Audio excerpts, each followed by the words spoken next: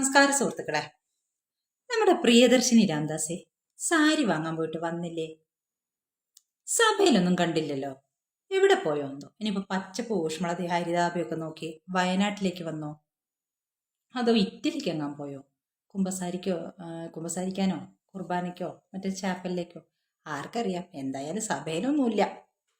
ഇനിയിപ്പോൾ ആ സാരിയൊക്കെ ഉടുത്ത് മറ്റേ പ്രിയദർശിനി വരുന്ന പോലെ കാലിഫേറ്റിൻ്റെ സഹായത്തോടു കൂടി ഹിന്ദുത്വ ഫാസിസ്റ്റ് കക്ഷിയെ വലിച്ച് താഴെയിട്ട് സിംഹാസനത്തിൽ കയറാനേ ഇങ്ങോട്ട് വരുമ്പോൾ ഇവിടുത്തെ തൊപ്പിക്കാരൊക്കെ വലിച്ചു കീറുമല്ലോ എൻ്റെ നാഥ എന്ന് ആലോചിക്കുമ്പോഴാണ് ഒരു വിമ്മിഷ്ടം. പ്രിയമോള് സഭയിലും വന്നില്ല, വോട്ടും ചെയ്തില്ല, ബില്ലിൻ്റെ ചർച്ചയ്ക്കും ഇരുന്നില്ല. ഒരാങ്ങളെ ചെക്കനുള്ളതാണെങ്കിൽ വായ പോലും തുറന്നില്ല എന്നാണ് കോൺഗ്രസ്സുകാർ പോലും പറയുന്നത്. സോറോസ് അങ്കിൾ അയച്ചു കൊടുക്കുന്ന പൈസയും കൊണ്ട് എന്തൊക്കെയോ വെള്ളപ്പൊടി വാങ്ങി കലക്കി കുടിച്ച് കുറച്ച് പുകച്ചൊക്കെ ഇങ്ങനെ നടക്കുകയാണ് പാവം. പാവമൊന്നുമല്ല, കുടുംബേഷാണ്. അപ്പം എന്തായാലും പ്രിയമോളോടൊന്നല്ല, എല്ലാവരോടും മുസ്ലിം സമുദായം സൂക്ഷ്മമായി നിരീക്ഷിക്കുന്നുണ്ട് എന്നൊക്കെ ഭീഷണിപ്പെടുത്തിയിട്ടും സഭയിൽ വന്നില്ലെങ്കിൽ പാവം എന്തോ കണ്ട് പേടിച്ചിട്ടുണ്ട്. എവിടെയോ പതുങ്ങിയിരിക്കുകയാണ്. നമുക്ക് നോക്കാം എന്താണ് സംഭവിക്കുകയെന്ന്. ഏതായാലും അടുത്ത കാവിലെ പാട്ട് മത്സരത്തിന് ഇവിടെ വന്ന് ഇറങ്ങുമ്പോൾ അവർ പിടിച്ചോളും. അപ്പം കാണാം എന്ത് സംഭവിക്കുമോ എന്തോ. ഏതായാലും സസൂക്ഷ്മം നിരീക്ഷിക്കുന്നു മുസ്ലിം സമുദായം, സംഘടനകൾ എന്നൊക്കെയാണ് പറഞ്ഞത്. മോദിയുടെ ഈ മുസ്ലിം വംശീയ ഉന്മൂലനത്തിന് വേണ്ടിയുള്ള ഈ വഖഫ് ബില്ലിനെ എതിരെ വോട്ട് ചെയ്യാത്തവരെയും വോട്ടിങ്ങിൽ നിന്ന് വിട്ടു നിൽക്കുന്നവരെയും ഒക്കെ തെരഞ്ഞെടുപ്പിൽ ഞങ്ങൾ എടുത്തോളാം, അതായത് അങ്ങാടിയിൽ പിടിച്ചോളാം എന്നാണ് മുസ്ലിം സംഘടനകളുടെ കൂട്ടായ്മ പറഞ്ഞിരിക്കുന്നത്. പിന്നെ ക്രിസ്ത്യൻ സഭയോടുള്ള ഭീഷണി എന്താണെന്ന് വെച്ചാൽ, നിങ്ങളെ പാതിരിമാരുടെ എല്ലാ കാര്യങ്ങളും ഞങ്ങൾ വലിച്ചു പുറത്തിടും, വലിയ കളിയൊന്നും ഞങ്ങളോട് കളിക്കണ്ട, ഞങ്ങളെ കൊണ്ട് പറയിപ്പിക്കരുത് എന്നും കൂടെ പറഞ്ഞു വെച്ചിട്ടുണ്ട്. ഏതായാലും അംഗം അങ്ങനെ മുറുകിയിരിക്കുകയാണ്, നമുക്ക് കാണാം. പിന്നെ പറഞ്ഞിട്ടുള്ളത് കാന്തപുരം മൊയ്ലിയാറാണ്.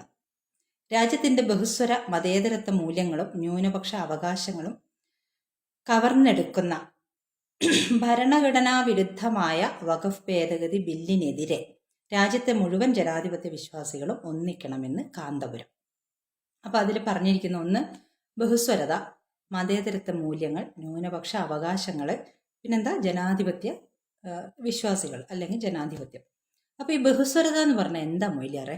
പാകിസ്ഥാനിലെ പോലെ സുന്നി ഷിയേൻ്റെ മൂട്ട് പൊട്ടിക്കുക, ഷിയ സുന്നീൻ്റെ മൂട്ട് പൊട്ടിക്കുക. ആഹാ പെരുന്നാളിൻ്റെ അന്നൊക്കെ എന്താ പടക്കം പൊട്ടല്! മറ്റവൻ്റെ മൂട്ടിൽ കൊണ്ട് മറ്റവനാണ് പടക്കം പൊട്ടിക്കുന്നത്. രാവിലെ തന്നെ പടപടയെന്ന് പൊട്ടിയിട്ടാണ് ഈ പാകിസ്ഥാനിലെ എല്ലാവരും കണ്ണുറക്കുന്നത് തന്നെ. അതിനെയാണ് നമ്മൾ ബഹുസ്വരത എന്ന് പറയാം. അങ്ങനെ അല്ലാതിരിക്കണമെങ്കിൽ മൊയ്ലിയാറെ എല്ലാ സമ്പ്രദായങ്ങൾക്കും മതത്തിനും ജാതിക്കും ഒക്കെ സ്പേസ് കൊടുക്കുന്ന ഒരു ബഹുസ്വര സമൂഹമെന്ന് അവകാശപ്പെടാൻ ഹൈന്ദവതയ്ക്ക് മാത്രമേ പറ്റൂ. അതുകൊണ്ട് ഹൈന്ദവത ഇവിടെ ബാക്കി ഉണ്ടാവണമെന്ന് മാത്രമല്ല, ഭൂരിപക്ഷമായിരിക്കുകയും വേണം. അല്ലെങ്കിൽ ഒരു ഇട്ടാവട്ടത്തിൽ ഈ പറയുന്ന ഏകശിലാത്മക മതത്തിന് അല്ലെങ്കിൽ ഒറ്റ ദൈവത്തിൽ വിശ്വസിക്കണമെന്ന് നിർബന്ധമുള്ളവർക്ക്, മറ്റുള്ളവരെ മുഴുവനും കാഫിറായി കാണുന്നവർക്ക് അധികാരം കിട്ടിയാൽ എന്ത് സംഭവിക്കുന്ന നമ്മുടെ മലപ്പുറത്ത് തിരൂര് ഒരു തുഞ്ചൻ പ്രതിമേൻ്റെ കാര്യത്തിൽ നമുക്ക് അറിയാവുന്നതാണ്. അതുകൊണ്ട് അത് പറയരുത്. ബഹുസ്വരം എന്ന് പറയുമ്പോൾ, ബഹുസ്വരത എന്ന് പറയുമ്പോൾ സൂക്ഷിച്ച് പറയണം.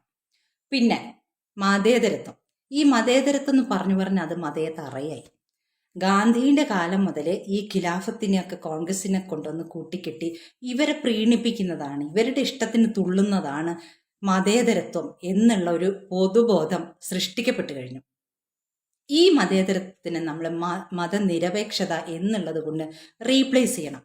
അപ്പോഴാണ് അതിൻ്റെ മെറിറ്റുള്ള ചർച്ചകൾ നടക്കുക. അതിവിടുത്തെ LDF UDF സമ്മതിക്കുകയില്ല.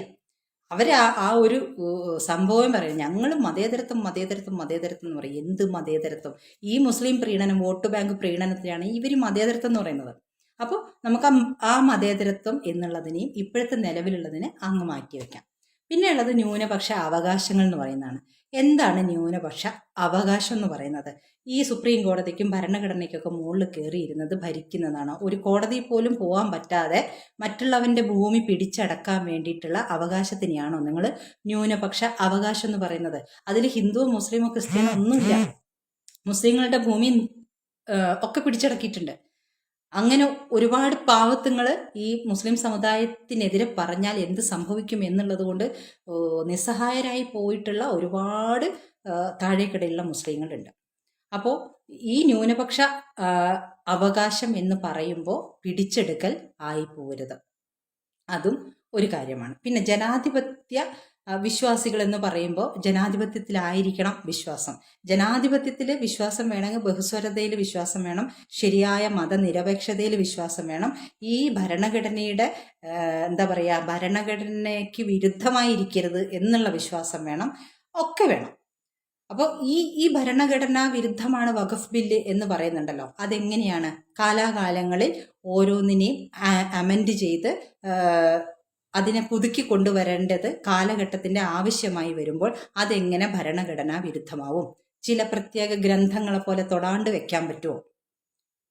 ഇപ്പം ഈ ബില്ല് വന്നതുകൊണ്ട്, ബില്ല് പാസ്സായത് കൊണ്ട് മാത്രമല്ലേ മുൻപത്തെ ജനതയ്ക്ക് നീതി കിട്ടുന്നത്?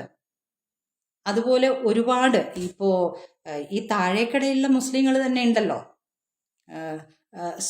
സുന്നിയുണ്ട്, ഷിയ ഉണ്ട്, പിന്നെന്താ ദാവൂദി ബോറ, അങ്ങനെ എന്തൊക്കെയോ വിഭാഗങ്ങളില്ലേ. അവർക്കൊക്കെയും ഇപ്പൊ JPC പോയിട്ട് അവരുടെ അഭിപ്രായം പറയാൻ പറ്റി.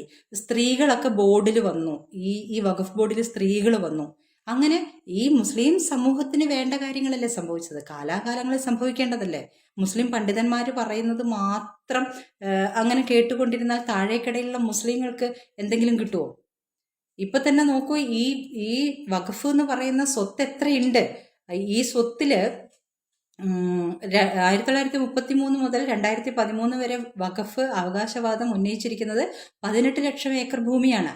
2013 2025 വരെ 21 ലക്ഷം ഏക്കർ, 20,000-ൽ പരം ഭൂമി വാടക ഇനത്തിലായിരുന്നു. അവ പക്ഷേ ഇപ്പോൾ വഖഫ് ഭൂമി അല്ല. അതെവിടെ പോയി എന്ന് ആർക്കും അറിയുകയുമില്ല. അത് ഉപരിവർഗം മുസ്ലിംസിന്റെ കയ്യിലാണുള്ളത്. അതവര് കയ്യിൽ വെച്ചുകൊണ്ട് അവരുപയോഗിക്കുന്നു. താഴേക്കിടയിലുള്ള മുസ്ലിങ്ങൾക്ക് ഇതൊന്നും കിട്ടുന്നില്ല.